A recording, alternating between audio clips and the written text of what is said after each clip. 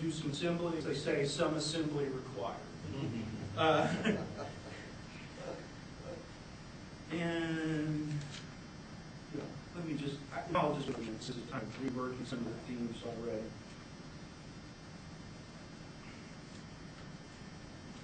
I think I can go kind of quickly here. Okay. So I want to talk about consumer society just a little bit, which again, on this point, I think Jameson excels. And my end to this is going to be the animal question.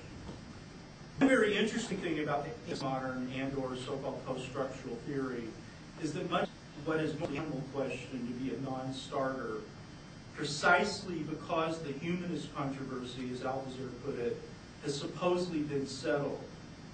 And there are aspects of the postmodern dystopia that partake of the bland and depoliticized, and I think we should try to understand this better in the case of the fascistic currents of the Bush years.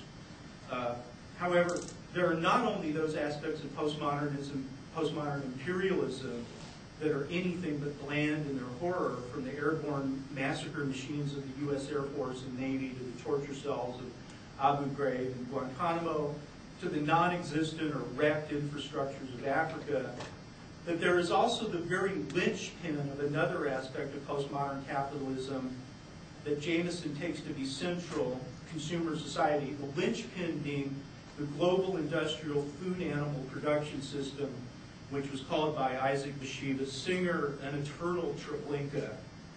In a consumer society taken as normative, there is no meaning to the notion of citizenship, and thus no longer any force or meaning to universal declarations of the rights and responsibilities of people. The irony is that the distinction between the human and the animal is still taken to be absolute somehow, especially when it comes to the matter of ethics. Derrida argues in The Animal That Therefore I Am, instead, that the question of the animal is the very beginning of ethics. And for my part, I agree with this completely and probably take it further than Derrida does. And on the specific question of utopia, I would argue that nothing could be a utopia or a radically improved society that would include this horrible food system. I think there are many people who sort of think, well, we'll still have more or less this same food system in something that could be a radically improved society. I think that's some kind of contradiction. I don't know if it's a dialectical contradiction per se in Marxist sense, but it's some kind of contradiction. All right, now I'm just going to skip ahead because I think we're out of time. Let me end by giving a superficial answer to the second question I raised about Derrida's roads on the question of this period of transition. Because if you've read Roads, I mean, it's very grim. And it's clear, I mean, Derrida realizes he himself is dying, and it's just filled with morbidity. I don't know if you saw that last interview of Derrida's, but he said that not a minute literally went by when he didn't think about his own death. And I knew Derrida fairly well, and I knew that he was a morbid person, and I've heard that from many people who knew him. And I'm a morbid person too, so I resonated with that.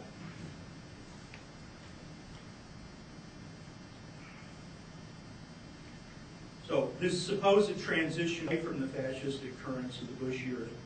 First, I do think we need to understand better what these currents mean in the larger context of postmodern capitalism, and I think Rhodes can help us in some of Derrida's other work. Second, I think we should make more of the fact that a good deal of the support for Barack Obama was generated from the reality that many young people especially, even if they have little sense of fascism or postmodern capitalism, or even the immorality of these wars we got going on, you know, as Tina Fey said, imitating Sarah Palin, they were at least able to think about the meaning of the fact that the most powerful country in the world had as its titular leader, I'm going to use a technical term here, a stupid asshole. There's something more substantive that can be, so here's the pleasure of condemnation.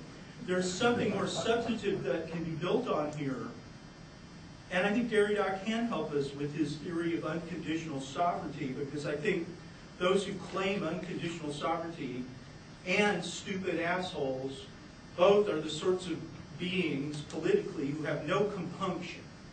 They're the sorts of people who can put people in jail for using drugs, even though they use drugs. They're fine with having children as an afterthought to fornication and then calling it choosing life and all this sort of, So I think there's something there in Derrida's analysis of claims of unconditional sovereignty.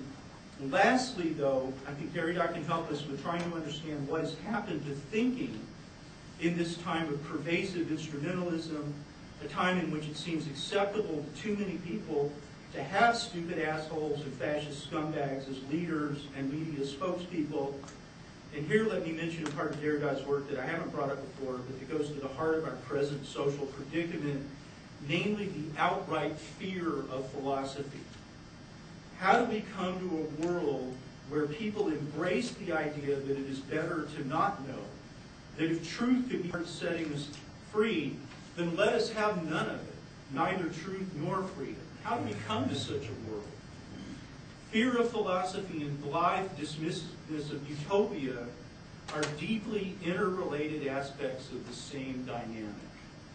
In the face of this, perhaps the most difficult problem for any Marxist or radical to confront, the role of willful ignorance and even outright stupidity in an imperialist society, I can only hope for the persistence of deconstruction, and that Derrida is still right about something he said numerous times: deconstruction happens. Thanks very much for listening.